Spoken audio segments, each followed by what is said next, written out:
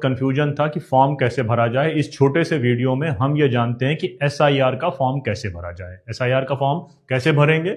ये फॉर्म आपको बीएलओ आपका देगा। उसमें साफ साफ लिखा है enumeration form, name and contact number of BLO. ये यहाँ पर नेम और कॉन्टैक्ट नंबर बीएलओ का पहले से लिखा होगा। आपका नाम, आपका एपिक नंबर और आपका एड्रेस इस कॉलम में पहले से लिखा होगा। Serial number, part number, assembly constituency, parliamentary constituency पहले से लिखा होगा। क्यूआर कोड बना होगा। ओल्ड फोटो, पुराने वोटर आईडी कार्ड का फोटो आपका यहाँ पे लिखा होगा, चिपका होगा, बना होगा। और आपको इस कॉलम में न्यू फोटो पेस्ट करना है। न्यू फोटो यहां पर आपको अपनी चिपका देनी है। अब आपको यहां पर अपनी डेट ऑफ बर्थ भरनी है। 01/01/1983। ये मैंने एक स्पेसिमेन आपकी डेट ऑफ बर्थ भर दी। आधार कार्ड यहां पर ऑप्शनल है। मैंने रेड टिक इसलिए लगाया है कि आधार कार्ड आपको किसी भी हाल में भरना है। ऑप्शनल नहीं समझकर कंपलसरी भरें, क्योंकि बार बार सुप्रीम कोर्ट को चुनाव आयोग ने ये निर्देश दिए हैं कि आधार कार्ड को शामिल किया जाए। तो कल को कोई दिक्कत होती है तो हम ये कह सकते हैं कि हमने आधार कार्ड ऑलरेडी दिया था जो सुप्रीम कोर्ट ने कहा था। तो अब आधार कार्ड का नंबर मैंने XUVXN53 मैंने एक नंबर यहां पर डाल दिया। अब मेरे मोबाइल का नंबर जरूरी है, तो मैंने मोबाइल का नंबर अपने यहां पर लिख दिया। मोबाइल नंबर इसलिए जरूरी है ताकि कल को कोई दिक्कत होती है तो जब इंटरिम लिस्ट आएगी तो शायद कोई बीएलओ मुझसे संपर्क करना चाहे तो मेरा मोबाइल नंबर जरूरी है। और आने वाले दिनों में भी मोबाइल नंबर की उपयोगिता होगी, उसको हम बाद में समझ लेंगे। उसके बाद फादर का नेम, मेरे फादर का नाम मैंने लिख दिया। अब फादर का एपिक नंबर मेरे पास है अगर, तो मैंने एपिक नंबर EWNCY5 ये एपिक नंबर लिख दिया। अब मदर नेम अगर है तो भर दें, नहीं है मदर नेम में आपके पास में डिटेल तो छोड़ भी सकते हैं। एक कॉलम इनमें से सबसे इंपॉर्टेंट है, चाहे वो आप अपने पति का नाम भरें, चाहे आप अपने पिता का नाम भरें, चाहे वो आप अपने माता का नाम भरें। एक के बाद अगर आप एक्स्ट्रा भरना चाहें तो वो भी आप भर सकते हैं। मैंने मदर का नेम भी भर दिया, मदर का नाम भी डाल दिया और मदर का CWYQN मैंने मदर का एपिक नंबर डाल दिया। अब दो अगर डाल दिए तो तीसरा मैंने छोड़ना चाहूं तो छोड़ सकता हूं। तो इस तरह से इस फॉर्म को हम भरेंगे, भरना चाहें भरें। तीसरे को ऑप्शनल है, इस ऑप्शनल को दिखाने के लिए मैंने ये छोड़ दिया है।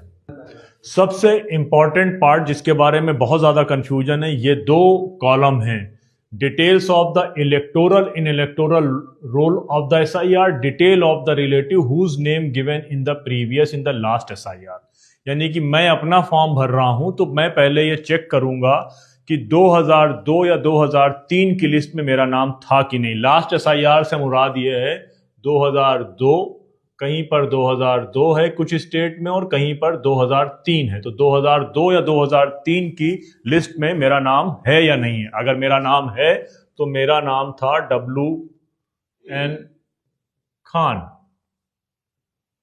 अब उस लिस्ट में मेरा एपिक नंबर था WVQRTV, ये मेरा एपिक नंबर था।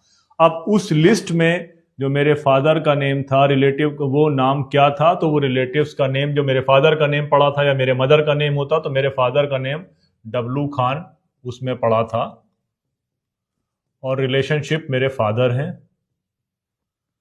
डिस्ट्रिक्ट जो है मेरा सपोज करें अलीगढ़ है,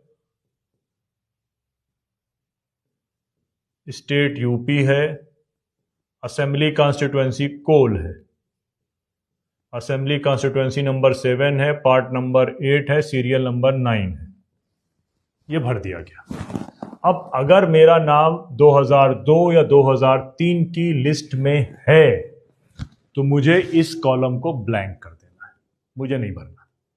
अब अगर 2002 या 2003 की लिस्ट में मेरा नाम नहीं है तब इस कॉलम को भरना पड़ेगा। तो अगर मैंने इस कॉलम को भर दिया तो यहां पर मुझे थंब इंप्रेशन, अंगूठे का निशान, या जो सिग्नेचर है वो सिग्नेचर लेकर नीचे बीएलओ से रिसीविंग लेनी होगी।